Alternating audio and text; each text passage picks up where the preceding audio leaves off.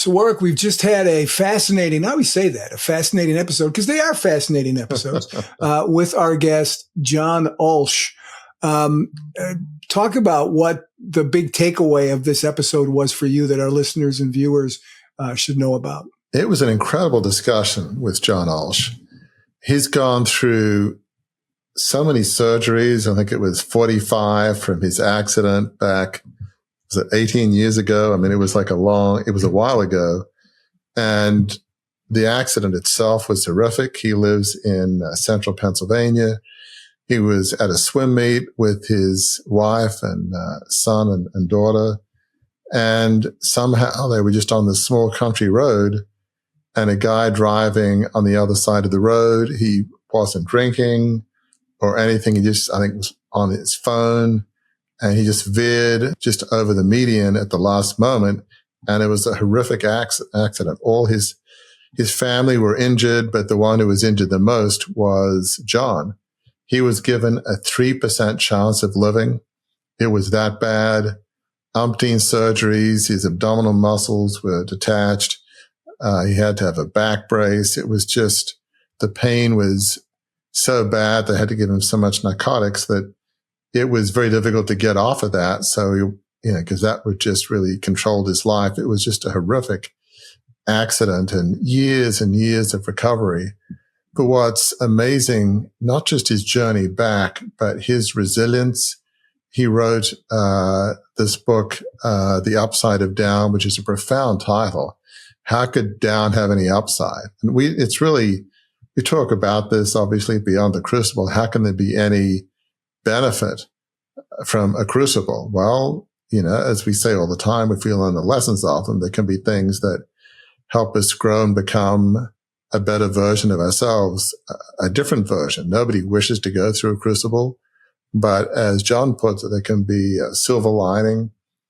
And just the commitment that John made just to accept that one of the things he talks about is yielding to the fact that he will never be the same. He was an athlete. He was a marathon runner. He ran like 12 miles the day of the accident. Right. It was like a snowy, early December in Pennsylvania. And so we can't do that anymore. But now he does these Spartan races, which have obstacles, and you're going over logs and, climbing, crawling under barbed wire. I mean, and he said he couldn't have done that before because he didn't have the upper body strength. But, there are things that he does now that maybe he couldn't before. And he was featured in Men's Fitness and magazine, Good Morning America. And now he speaks really about resilience and just talks about having commitment, loving the process, even when the process can be very painful. One of the interesting vignettes he mentioned is he was in constant pain through those first few months, maybe first few years. But when he started working out to train for this Spartan race, he would be in pain because of the exercise.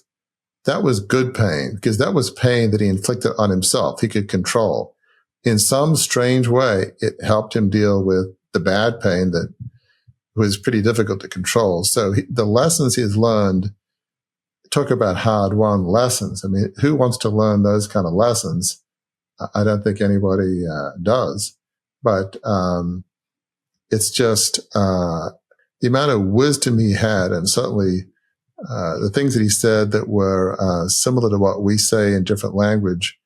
But yeah, his commitment, and one of the single most profound things he said was at the very end. And we often ask guests, somebody might be listening today, and perhaps today is their worst day. What would a word of hope be for that person who today was their worst day?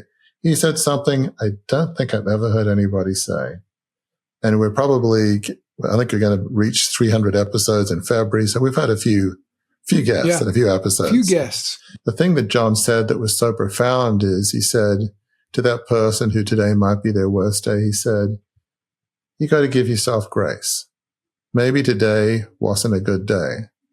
You'll get back at it tomorrow or maybe the next day, but it's okay to give yourself grace and say, okay, today I'm not going to try that again. I'm just going to give myself a break. That is such profound advice, because we all have days in which life isn't going well. We're not at our best. And it's like, okay, it's okay to push the pause button and say, okay, I'm going to give myself grace today. I'll get back at it tomorrow, but today I'm going to give myself a break. That was profound advice. And yeah, I'm going to remember that. Give yourself grace. It's certainly something I need to think and reflect about, because I don't always do that to myself. I'm pretty tough on myself. So give yourself grace. Profound advice.